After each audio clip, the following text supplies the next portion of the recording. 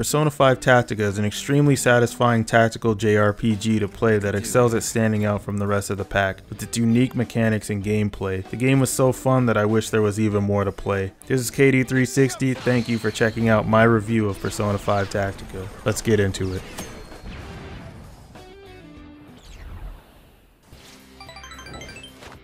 The game starts with characters we haven't been introduced to yet talking about how a man named Toshinori, a politician set up to be the next Prime Minister of Japan, has gone missing. Then we fast forward to LeBlanc. We get to see the Phantom Thieves relaxing and watching the news in their new chibi art style, which I'm quite the fan of. I'm not really sure why people were so off-put by it, but for me, it reminds me of panty and stocking, so I like it. I also think it's really funny that Morgana doesn't look any different. The next thing they know, the Phantom Thieves are sent to another world. Looks like we're going on another adventure with the gang. Fair warning, if you haven't finished Persona 5 Royal, you may want to steer clear of this game for now, as there's an encyclopedia that mentions characters and events that may leave the uninformed confused and spoil events for them. I don't know why you'd be playing Tactica if you haven't played Persona 5, unless you just like tactical RPGs that much. Then you'll be in good hands with this game. A bit later, we're introduced to Irina, the leader of a group of rebels trying to free her nation from the clutches of a tyrant named Marie. One thing that I find pleasant about this game is that it's probably the only Persona game I played that's introduced new characters that I really care about. Sure, we have decent characters like Kasumi or Marie in other games, but I don't really care for them a whole lot, probably because we don't get enough time to spend with them.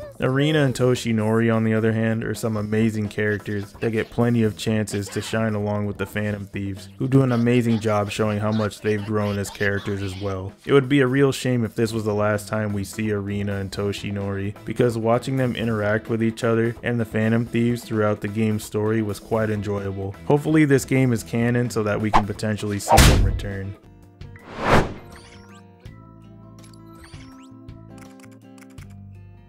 Let's move on to the music now. It's the same music you know and love from the composers with tiny twists. Some of these songs sound like they could go on a lo-fi songs to study to playlist.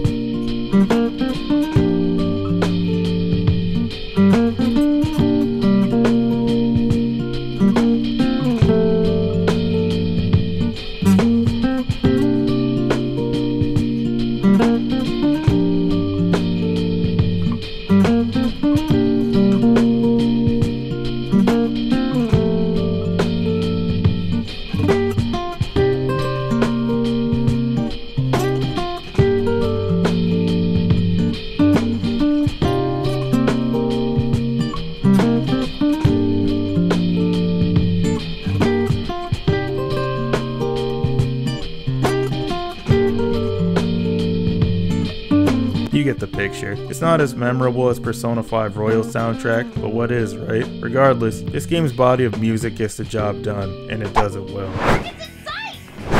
The gameplay for Persona 5 Tactica is where this game shines the most. Like I said at the beginning, this game does an amazing job at separating itself from other tactical RPGs with its unique mechanics. I'm also a huge fan of how the movement in this game feels so natural. I don't look at it and go, oh, you can tell that it's a tactical RPG. The movement just looks super natural. As far as combat goes, first of all, Persona's traditional affinity system is gone. Damage taken and received is now influenced by the in-game cover, putting a huge emphasis on being behind an object before you attack, as being out in the open leaves you susceptible to critical hits and giving the party or enemies an extra turn. There are many ways to remove enemies from cover, such as hitting enemies with melee attacks, or using your elemental skills that contain new properties, such as Sweep, which blows enemies away, Hypno, which pulls enemies towards you, and Vortex, which pulls enemies into the area of effect. These are amazing for getting enemies out of cover and grouping them up for a triple threat. Persona 5 Tactica's version of an all-out attack attack that requires you to surround the enemy. Proper planning and maneuvering can lead to map-wide triple threat attacks, which are extremely satisfying to do. The game has quite a few challenges to test your knowledge of the mechanics. They can seem impossible on the surface to the untrained eye, but are extremely satisfying once you manage to figure out what to do. These were so fun to do that I wish there were more of them in the game, as I don't think that there's enough for me to be personally satisfied. If you ever feel like you made a mistake on your previous turn, you can actually undo it from the menu, which is really nice because you don't have to start the whole battle over. Quality of life is one of the most praiseworthy things about this game. Each party member has their own skill trees. If you pick one skill but want another, it's not the end all be all. You can refund those skill points anytime you want, even before battle. That way you can adjust your build to fit your needs in the immediate moment. I wish more games did stuff like this. I was always confused when other RPGs added a cost to respecking your character. That should be done away with, in my opinion.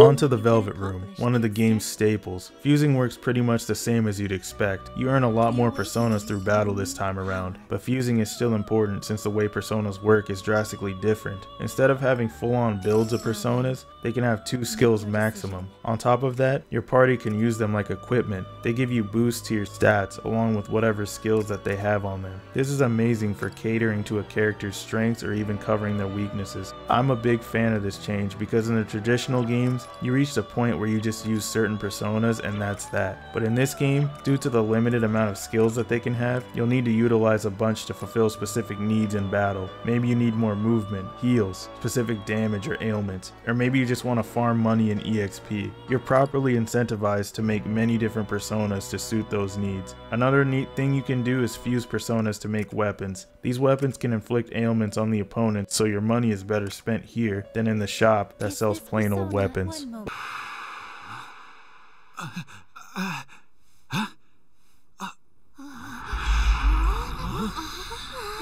While the game is darn near perfect in my eyes, no game is perfect, and so let's address potential flaws with the game. The thing that immediately sticks out to me is that this game lacks the persona appeal. What is the persona appeal exactly? Well, the social aspects of the game that make people fall in love with the series in the first place are not present at all in this game. This could potentially turn a person looking for that type of experience away, or it could be the saving grace for a person who dislikes that aspect of persona.